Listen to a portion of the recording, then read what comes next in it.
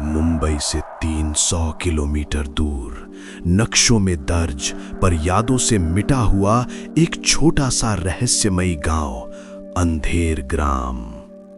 यहां की हवा में मिट्टी की खुशबू नहीं, बल्कि एक सड़ांध है, पुरानी मान्यताओं और अनकहे डर की। जंगल के बीचों बीच खड़ा वो प्राचीन कुआं, जहां का पानी काला नहीं, गाढ़ा खून जैसा दिखता है। यहां का कुआं प्यास नहीं बुझाता, बल्कि यहां का कुआं रक्त मांगता है। जहां कोई पक्षी नहीं बैठता और जहां की हवा में हमेशा किसी के रोने की गूंज सुनाई देती है। आज उस कुएं की मुंडेर पर खड़ा था विहान। उसकी आंखों में आंसू थे, टूटे सपने और शरीर पर जख्म। वो यहां किसी शक्ति या वरदान की तलाश में नहीं आया था, बल्कि अपनी जिंदगी खत्म करने आया था। दुनिया की नफरत से हारकर वो जैसे ही कूदने वाला था, कुएं के भीतर से एक भयानक आवाज उठी।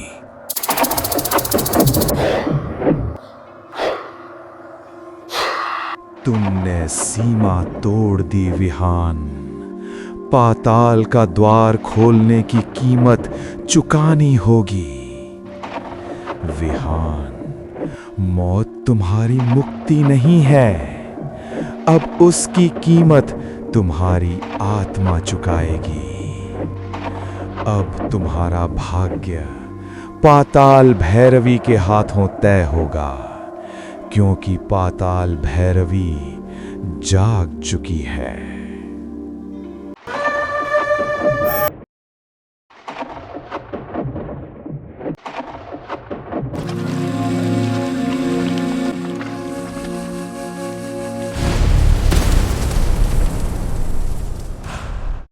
विहान गांव के लिए कोई इंसान नहीं, एक जीवित अभिशाप था। उसके पैदा होते ही गांव में 7 साल का अकाल पड़ा। लोग कहते थे कि उसकी परछाई जिस फसल पर पड़ जाए, वो जलकर राख हो जाती है। बचपन में एक आग की दुर्घटना में उसके माता पिता जलकर राख हो गए और विहान, वो उस आग के बीच लपटों से घिरा जिंदा मिला, एक हल्की मुस्कान के साथ। तब से गांव वालों ने मान लिया, ये बच्चा नहीं, काल का दूत है। अब गांव में कुछ भी गलत होता, फसल खराब, कोई बीमार, कोई जानवर मर जाए, एक ही नाम लिया जाता, काल का दूत विहान। पर विहान अकेला नहीं था। उसे हमेशा लगता था कि उसका कोई पीछा कर रहा है।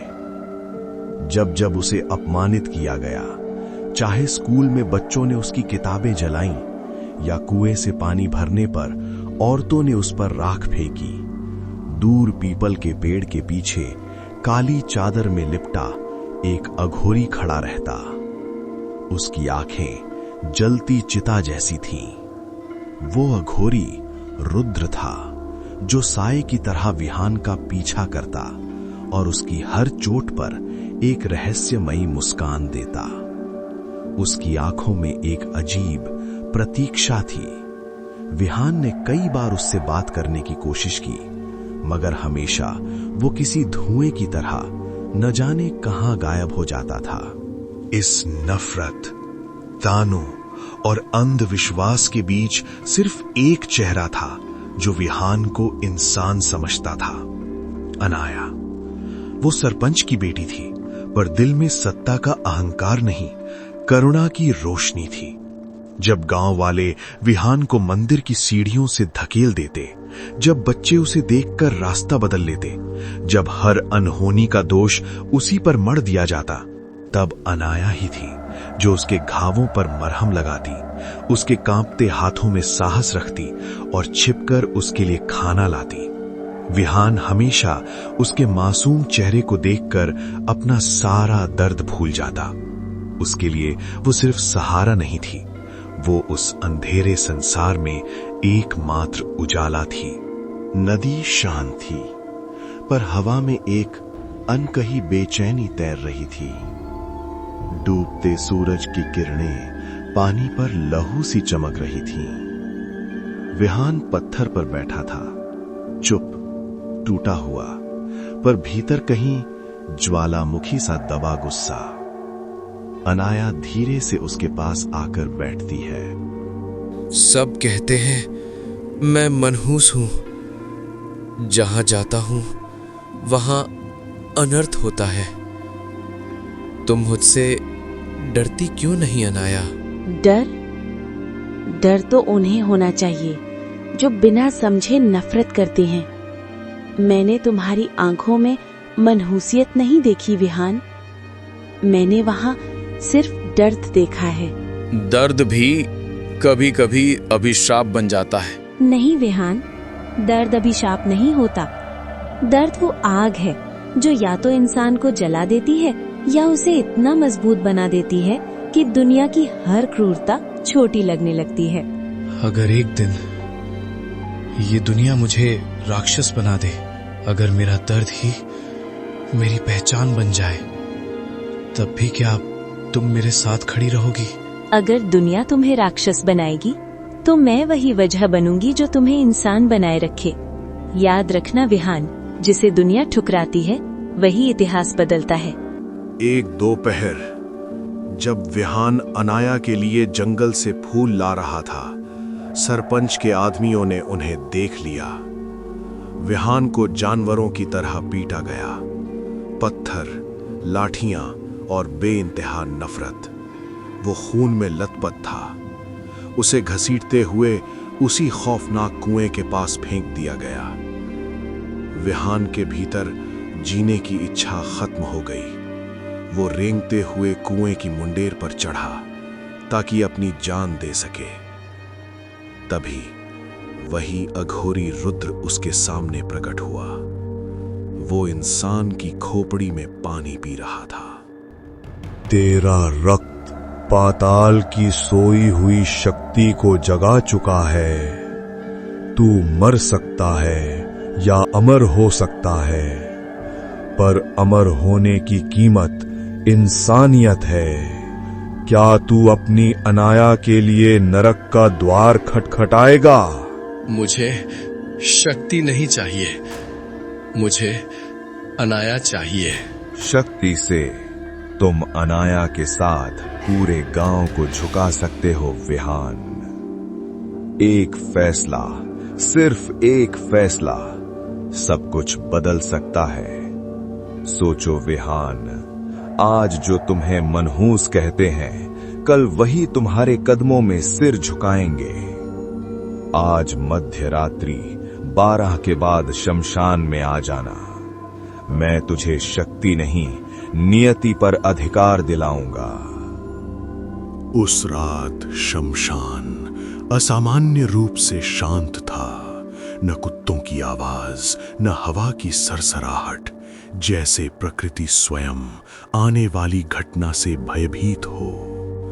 अघोरी रुद्र ने राख से भरे हाथ विहान के मस्तक पर रखे।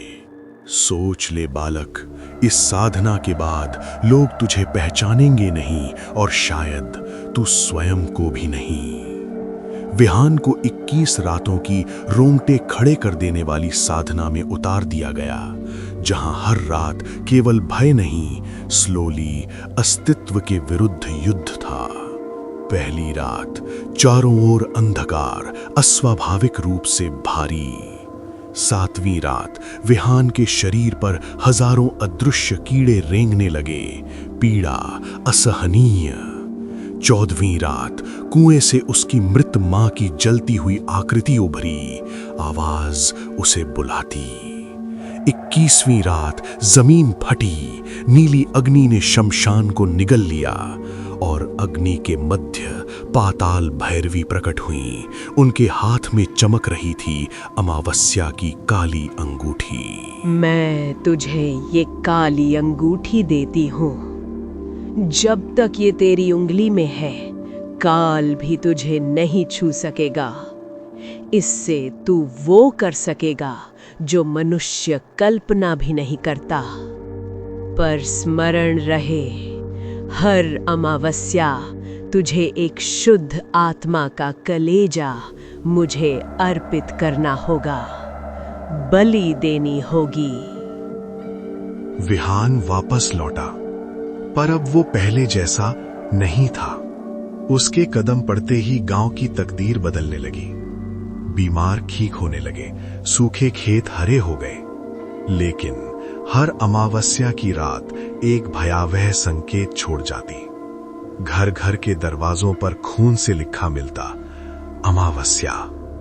हर अमावस्या को उन लोगों में से जिन्होंने विहान पर अत्याचार किए थे, एक एक युवक गायब होने लगा। विहान समझ चुका था, गांव के लोग किसी अदृश्य शक्ति का शिकार बन रहे थे। वो बदला नहीं चाहता था, वो इस रक्त चक्र को रोकना चाहता था। एक रात विहान के सामने वही अघोरी स्वयं प्रकट हुआ। तुम जिस सच्चाई से भाग रहे हो विहान, वह तुम्हारे प्रेम से जुड़ी है। अनाया एक सामान्य लड़की नहीं है, वह एक ब्रह्म राक्षस की संतान है। विहान स्तब्ध रह गया। उसके पैरों तले जमीन खिसक गई। एक तूफानी रात विहान अनाया को लेकर उसी कुएं पर पहुंचा। तभी जमीन के भीतर से ऐसी दहाड़ उठी कि दूर मंदिर का घंटा अपने आप बजने लगा। अनाया के पीछे एक 12 फीट ऊंचा साया उभरा, ब्रह्म राक्षस। वो कभी गांव का प्रकांड तांत्रिक था, जिसने अमरता के लिए ब्रह्म ज्ञान का सौदा किया था। उसे पाताल में जकड़ दिया गया था। मुक्ति के लिए उसे चाहिए थी एक श्रापित रूह, जिसके हृदय में दुनिया के लिए नफरत और एक लड़की के लिए अंधा प्रेम हो। विहान वही मोहरा था। बहुत अच्छे मेरी बेटी, तुमने इस मूर्ख को अंत तक भ्रम में रखा। तू प्रेमी नहीं, तू मेरी मुक्ति का मार्ग है। अनाया का मासूम चेहरा धीरे धीरे पिघलने लगा और वो एक धुंधली भयावह रूह में परिवर्तित होने लगी। विहान की आंखों में आंसू थे, पर ब्रह्म राक्षस की आंखों में मुक्ति की आग। अमावस्या अभी समाप्त नहीं हुई थी। ब्रह्म राक्षस ने विहान पर हमला किया। विहान की हड्डियां चटकने लगी। तभी आकाश फटा और नीली बिजली के साथ पाताल भैरवी स्वयं प्रकट हुई। भैरवी का त्रिशूल और राक्षस की काली माया के बीच भीषण युद्ध छिड़ गया।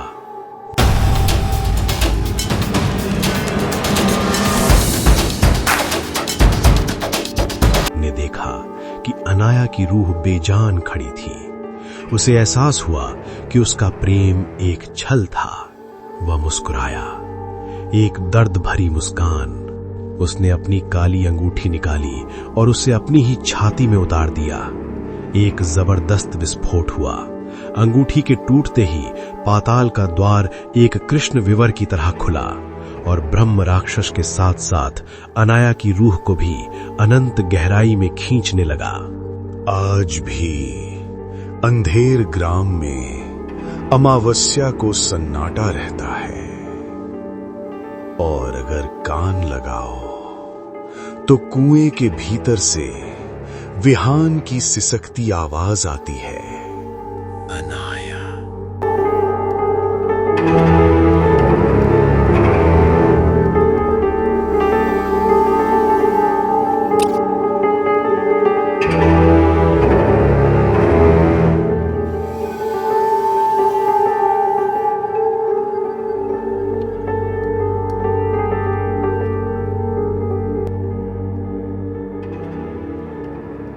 हेलो गाइस, अगर आपको वीडियो पसंद आई तो लाइक और शेयर कीजिए और हमें कमेंट्स में भी बताइए, जिससे हमें मोटिवेशन मिले।